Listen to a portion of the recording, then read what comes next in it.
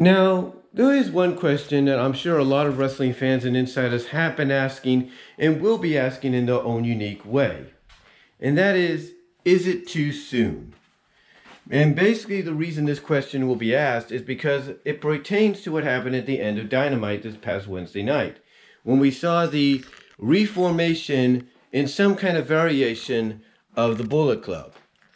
But why would anybody ask this question? Why would they ask if it's too soon, seeing as though no matter what kind of incarnation we get, state-wise, it's still the Bullet Club, and it's going to bring new eyes to the product. It's going to bring new viewership to the product.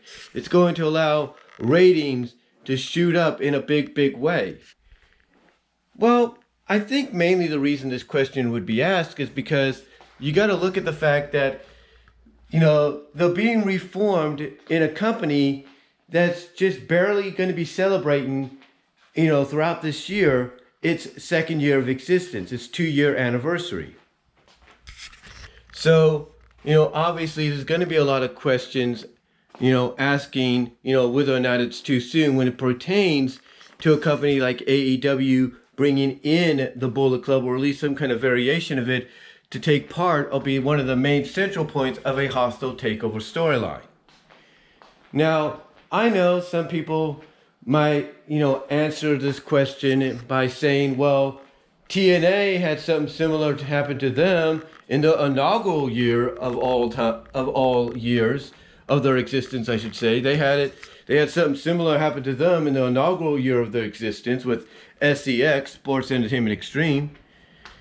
And that might be true to a point, because you see, the catch is that although TNA, the TNA versus SEX storyline did took place during the later portion of the inaugural year and into the beginning and throughout the middle portion of the first year as a whole, basically. It wasn't primarily TNA that SEX was feuding with. SEX was actually feuding with the NWA. TNA was more like the main stage into which, this storyline could play out on in front of the world. There were various NWA live events where it would continue in front of a live, crowd without cameras rolling, except for distribution and showcasing of that promotion, that indie promotion that the NWA was affiliated with. So that would be the only time you would see anything outside of TNA resembling this storyline. But getting back on point here, there will be people that try to point that out. But again, the catch is it was the NWA, and TNA was like the main stage for them to play on.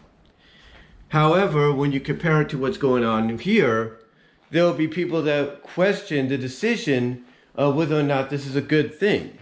Because there will be those that will look at it as being a good thing, but also worry that Tony Khan could fall into the same, trap that Eric Bischoff did with the NWO storyline, and that he could just allow the Bullet Club to run roughshod over his roster to the point that you could end up having several roster members saying, hey, I don't want to get beat up by the Bullet Club anymore. I want to join the Bullet Club and take part in the beating.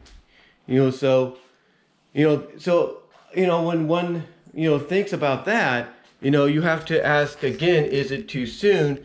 Because what you fear the most is that, someone like Tony Khan, who's new to owning a wrestling company, could potentially be falling into a very similar trap that Eric Bischoff did. Now, hopefully, Tony Khan doesn't do that, and he realizes that the only way he's truly going to make this a successful storyline is to basically make things even Steven. In other words, basically allow his roster to not look like chumps, and basically allow them to fight back. And hopefully that's what happens. I mean, and I know some people don't want to probably hear that, because how are you going to get over a faction, if not one of the more infamous, controversial, popular factions to date, if you're even Steven? Well, because of the fact that New Japan, has done it, The fact that Ring of Honor has done it. Any other wrestling promotion, PWG, that has involved the Bullet Club, has done it. So a lot of promotions have gone out of the way to put over the Bullet Club, but when the time presented itself, they allowed the roster to fight back and drive off the club.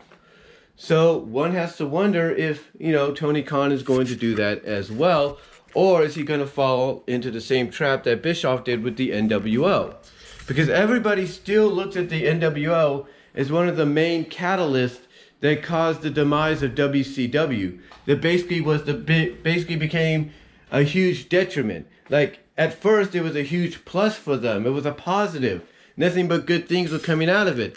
They were basically, the change that, the wrestling business needed at that time because they were different. They were a true alternative, unlike anything else we had seen. But in the long run, they went from being a positive to a negative, thus a detriment to the company, and again, cited as one of the main reasons that the company eventually went under. So again, a lot of people wonder whether or not, Tony Khan could potentially be heading in that same direction by doing this. Hopefully that's not the case. But again, getting back onto the question that a lot of folks probably have been asking and will be asking is it too soon? Should, Impact, not Impact, but AEW waited until at least the third or fourth year of existence? Should they have waited, until, they had proper footing, in the ground, to pull this off? Because everybody knows that when 2024 comes around, or if not earlier, or depending on the circumstances, AEW on TNT may not be a thing, for much longer. So the question is, should they have waited? Because something like this could definitely be utilized to help, persuade the people at Turner Broadcasting to say, or Turner Media, Warner Media, if you will, to be like, hey, this is a good thing we have, let's keep it. So again, one has to wonder, and they probably have been asking in their own unique way, is this too soon? Is this, is AEW and Tony Khan, and by extension Impact Wrestling, pulling the trigger on this way too soon, and should they have waited? Because there are people that will come out and say, hey, we've seen this before. Speaking of Impact Wrestling, we've seen it before. As I mentioned, with Sports Entertainment Extreme, and by association later on, things like GFW, Immortal, Main Event Mafia, you name it, we've seen it before, and we know what the end result's going to be. We know how it's going to play out. But again, the question is it too soon? Is it too soon? And I think the obvious answer to that question is, let's just see how it plays out. Let's see how it plays out, and if it turns out to be a success, then hey, it'll continue on for the next several weeks, if not months, if not the rest of the year. But I think we just have to, wait and see how it plays out and just go from there. If it doesn't succeed, they'll pull the plug on it sooner than we think. But let me know what you guys think. Do you think it's too soon for AEW to be doing this, or do you think the timing is right? Let me know down below, comment if you like, and I am out. But again, let me know what your thoughts are on the whole situation.